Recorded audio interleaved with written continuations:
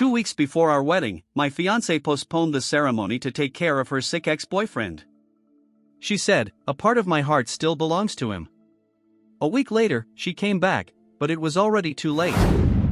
She needed to take care of him. Said it would only be for a few months. I just replied, "You know what this means, don't you?" The decision I made in that moment changed everything, and she has no idea what she found when she came back. I never imagined I'd be writing something like this, but I am completely devastated and confused. It's hard to believe this is happening to me, and I need to get it all out before I explode. Just a few hours ago, the woman I was going to marry told me she needed to postpone our wedding. Not because she stopped loving me, or because she had doubts about us, but because her ex-boyfriend is sick and, according to her, a part of her heart still belongs to him.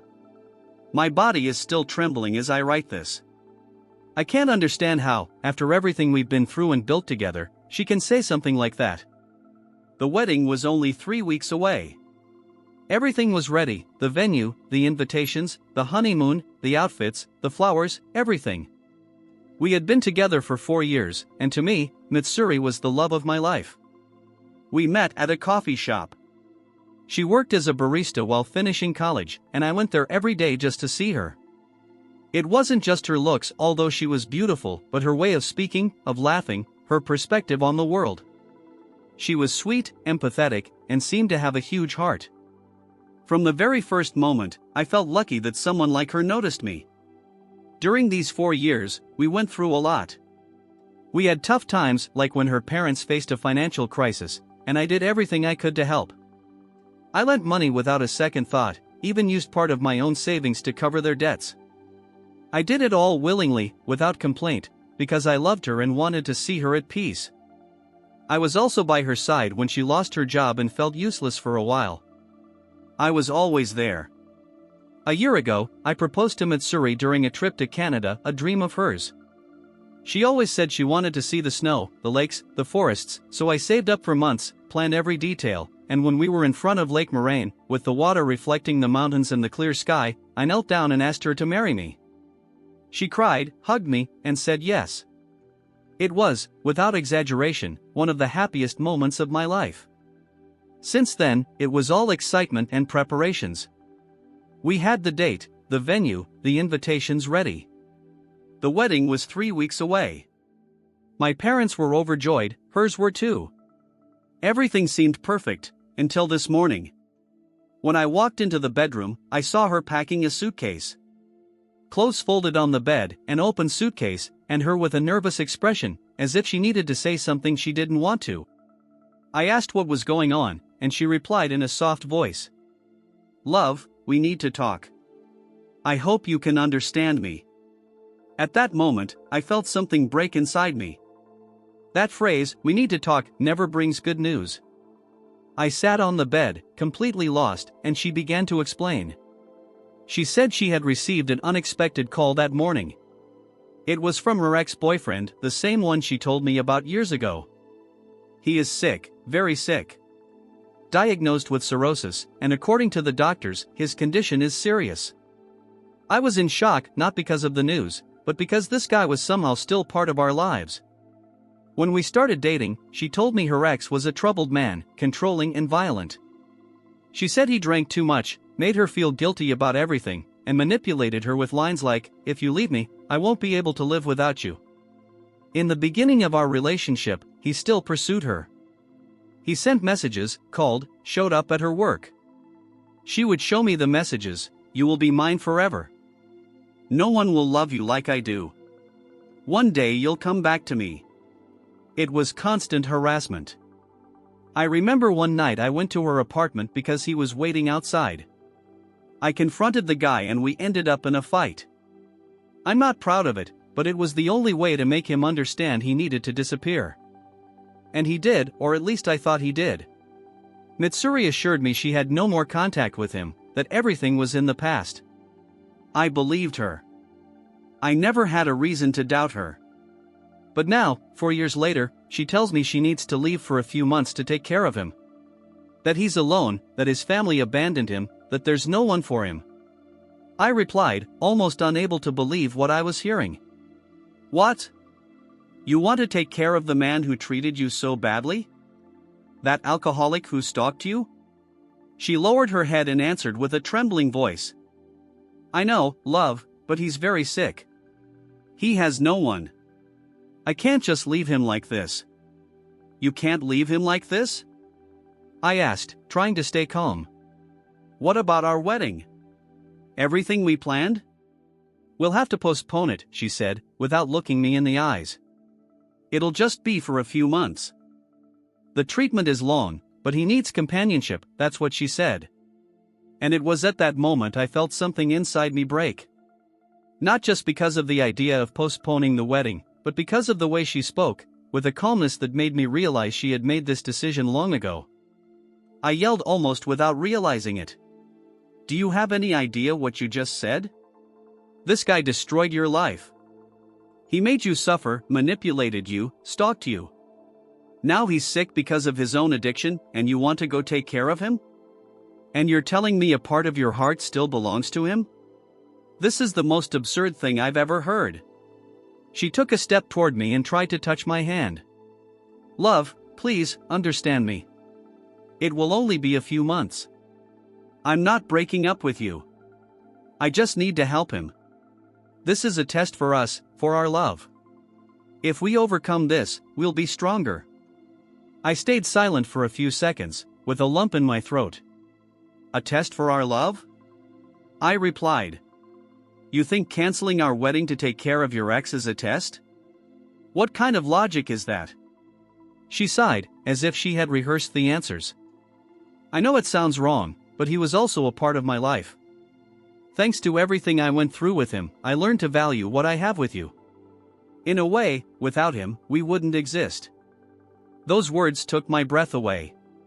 What do you mean by that? I asked. She was quiet for a few seconds, then looked at me, and for the first time, I saw something different in her eyes. It wasn't fear, nor sadness. It was guilt. The truth. She said, almost whispering. Is that I kept talking to him? I felt as if I'd been punched in the stomach. What did you say? I asked, not believing it. Please, don't get me wrong, she hurried to say. Nothing happened between us, nothing physical. We just talked, from time to time. From time to time? How long has this been going on? I asked. For the past few years. I was speechless. I just stared at her, mute. And she continued. When we fought, when things got tense between us, he would message me. He always found a way to know how I was doing. He listened to me, gave me advice. He was, like a friend. I let out a bitter laugh. A friend? The same guy who stalked you, insulted you, said you were his? That's your friend? She started to cry. It wasn't planned, I swear. At first, I didn't even want to respond, but he insisted so much, and over time I realized I couldn't completely hate him. So all this time you talked to him behind my back, while we were planning our wedding? I asked, feeling my voice falter. Yes, but not like that. Nothing ever happened beyond messages. He knows I'm with you, that I love you, and he never tried anything more. But now that he's sick, I can't ignore it.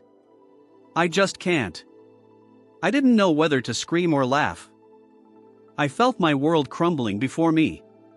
And what do you plan to do? Leave me here while you go take care of this man? Do you think I'll be waiting here with open arms when you decide to come back? She looked at me, tears streaming down her face. I don't know. I just know I have to do this. It's not a choice between the two of you. It's something I need to do for myself. No, Mitsuri, this isn't for you, I replied, overcome with anger.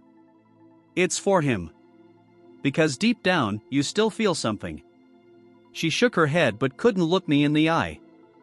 I'm sorry, but a part of my heart is his, and that will never change. When I heard that, it was as if all the air had vanished from the room. I stood motionless, not knowing what to say. She closed her suitcase, came closer, and tried to touch my face, but I pulled away. Please, don't hate me, she said between sobs. This isn't the end, I just need to do this. Mitsuri. I responded, you just destroyed everything. She lowered her head, picked up her suitcase, and left. And that's how I am now writing this, trying to understand how a woman who said she loved me, who dreamed of starting a family with me, could leave me 3 weeks before our wedding to take care of a man who destroyed her. I don't know if I'm in shock, angry, or just sad. I only know I feel a huge emptiness. Part of me wants to believe she'll come back full of regret, but another part knows that even if she does, nothing will ever be the same again. Honestly, I don't know what to do. I don't know if I continue with the plans, if I cancel everything, if I just disappear for a while. I only know that tonight, for the first time in years, I feel completely alone. Update. A week has passed since everything fell apart, and even though I thought I couldn't feel worse, I was wrong. There's no simple way to describe what these days have been like. They were long, empty, and silent.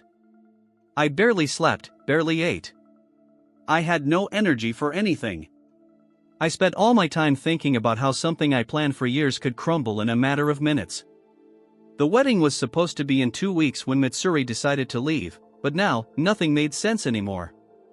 On the first day after she left, I spent hours staring at the dress still hanging in the bedroom. She had insisted on leaving it there, saying she wanted to see it every day before the ceremony, that it reminded her of how close we were to starting a new life together. Now, that dress felt like a cruel joke hanging on the wall. It took me 2 days to muster the courage to start canceling everything. I called the wedding venue first. The receptionist recognized my voice and spoke with enthusiasm, thinking I was calling to confirm the final details. When I said I needed to cancel, there was an awkward silence, followed by a somber, "I understand, sir. I'm so sorry." Then came the other calls, the photographer, the florist, the hotel, all the vendors. With each call, I had to repeat the same phrase. The wedding is not happening. And every time I said it, I felt another part of me fade away. I also called my parents. My mother broke down in tears. My father just sighed deeply. They knew how much I loved her and everything I had invested, not just money, but time, hope, and dedication. I told them I didn't want to talk about it for now, that I needed space. I tried to talk to Mitsuri's parents as well. At first, they didn't even know what had happened. Her mother called me the next day, worried, saying she couldn't reach her daughter. She asked if I knew anything. When I told her everything, she fell silent. Then, with a choked-up voice, she said, "I can't believe she did this. This is not the daughter we raised." Later, her father also wrote to me furious. He said he couldn't understand how his own daughter could abandon her life to take care of a man who had destroyed her. He apologized for his daughter's stupidity, in those exact words. I didn't even know how to respond. I just told them not to worry, that I would take care of canceling everything, and that despite it all, I wished her well. Even though, deep down, I knew she wasn't. During all these days, Mitsuri didn't answer a single call, not mine, not her parents, not her friends. It was as if she had disappeared off the face of the earth. Sometimes I found myself checking her last seen status, hoping for a message that never came. Pathetic, I know. But the mind doesn't always listen to pride. A week passed, and just when I thought I was finally getting back on my feet, everything collapsed again. Yesterday, I came home from work exhausted, my mind elsewhere. It was a terrible day. My colleagues didn't know how to act around me. They all knew what had happened, and that kind of silent pity is unbearable. I just wanted to get home, take a shower, and sleep. But when I opened the door, the first thing I saw was an open suitcase. And Mitsuri taking things out of it. For a moment, I thought I was hallucinating. I stood there, speechless, trying to process what I was seeing. She looked up, saw me, and her expression changed, guilt and fear, all at once. The first thing that came out of my mouth was, "What the hell are you doing here, Mitsuri? What about your ex, the alcoholic?" She lowered her head and started crying almost immediately. "I was wrong, love," she said between sobs. "He really is sick, but he treated me terribly. And he's still drinking." Despite the situation, I couldn't help but let out a sarcastic laugh. Wow, the alcoholic from years ago is still the same alcoholic now. Who would have thought? What a surprising plot twist. No one could have imagined that. She cried louder. You don't have to be so cruel to me, she said, her voice trembling. I know I was an idiot, but I did it out of care, out of an old love. Mitsuri, I replied, my anger rising, you're only not taller than you were stupid. She looked at me, hurt, her eyes filled with tears. Enough! Leave me alone, she yelled. You'll never understand. You don't have the heart to care about anyone but yourself. That's when I exploded. If that anyone is a miserable alcoholic dying from his own stupidity, no, I wouldn't care. And if you think that makes you a better person, congratulations. But don't come here expecting understanding. She covered her face, crying. I just came because we still have time, there's still a week until the wedding. We can fix everything. I let out a bitter laugh. I stepped closer, touched her face with a coldness that even scared me. Darling, this wedding is over. It was cancelled days ago. Didn't you know? She froze. Then she pushed me away and screamed. What did you do? How could you cancel everything? I looked her straight in the eyes and replied, without hesitation. No, Mitsuri. You cancelled it all the day you left with that parasite of society. I just formalized what you had already decided. So do me a favor, pack your things and get out of my house. She looked at me angrily and yelled. This house is mine too. Oh, is it? I replied. Because I don't remember you paying a single month's rent in the last 3 years. So no, it's not. Take your clothes and go to hell. She started crying and, in desperation, began hitting my chest with her hands, screaming incoherent things between sobs. I held her arms to make her stop and looked her straight in the eyes. Why are you crying, my love? I asked in an ironic tone. Wasn't this what you wanted? Now you're free to run back into your ex's arms. Who knows, if you give him another chance, maybe this time he'll change. I let go of her arms and stepped back. She stood motionless for a few seconds, then hurriedly gathered her things, crying, and ran out. The door slammed shut, and the sound echoed through the apartment. A few minutes later, I heard voices outside.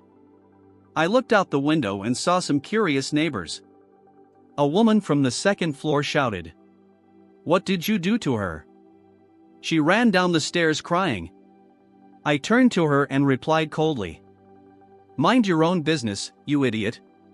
The woman was startled and shut her door without another word. That night was silent. Too silent.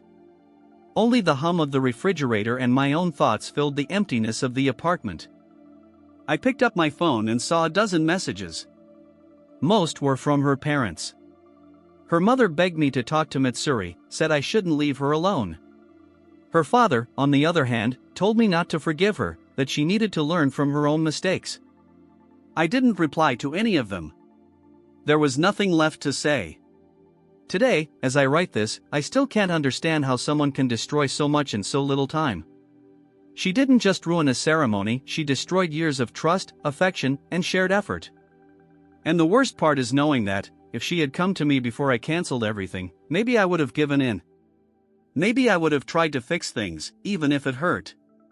But not now. Now, all I feel is a vast emptiness. I don't want to see her again. I don't want to hear her voice. I don't want to remember how she sounded when she said she loved me. I think this is the price of idealizing someone, of thinking that love, by itself, justifies everything. Maybe one day she'll understand what she lost, or maybe not. But that's no longer my problem. I also made a mistake. I was wrong to believe that love alone was enough to save everything. It isn't. For now, I just want to move forward. Even if it hurts, even if every corner of this house still reminds me of her, I know the worst is over. And if there's one thing I've learned from all of this, it's that when someone tells you a part of their heart belongs to someone else, believe them. Because, sooner or later, that part will end up destroying everything. Reddit Relics comment. This story shows what happens when someone confuses kindness with lack of boundaries. Mitsuri thought she could save her ex, when in fact he was the very reason she needed to move on in the first place. And the worst part? She dragged down someone who only wanted to build something real. Some people say the part of my heart still belongs to someone else, but the truth is, a divided heart builds nothing, it only destroys. OP didn't lose a fiancé. He dodged the problem wearing an engagement ring and a veil.